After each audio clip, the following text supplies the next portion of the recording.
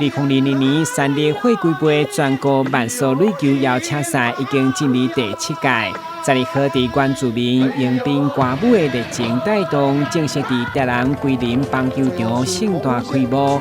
会中内政部处长陈俊彦、台南市慢速垒球协会理事长林以静，以及冠名赞助三立会柜总经理黄永仁等这位议员贵宾拢到场见证。来看向前方的摄影机，第7届三立货柜杯。就要在今天大家努力的球场上的拼搏之下，要正式的开始了。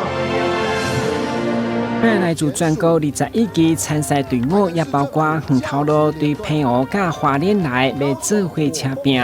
除了拍球交朋友，今年嘛首次进行媒体转播，希望将慢速垒球推广成为全民运动。这次的三立货柜杯，我们期待能打出好成绩，也能走出疫情的第一步。那期待我们每个人可以在获得佳绩，也期待三立货柜杯我们可以享受这样的一个球赛的飨宴。谢咱三立货柜公司黄永仁黄董事长。因安尼公司全力安尼支持，咱今年上大的无共是咱直接有转播咱有转播，我们的球赛已经进入到体育频道去。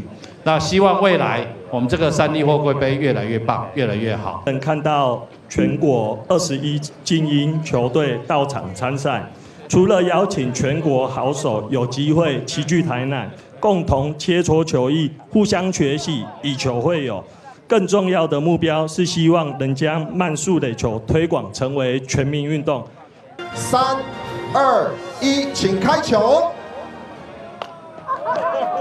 好球！透过开球仪式以后，正式展开为期2天的赛程，分别伫桂林棒球场、甲安平区文中66垒球场展开，邀请民众做回来欣赏。同时，比赛头一天举办选手之夜。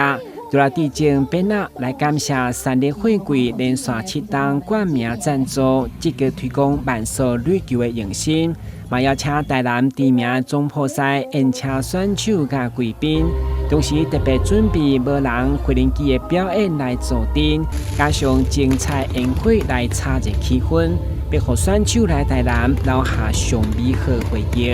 台南新闻军集采访报道。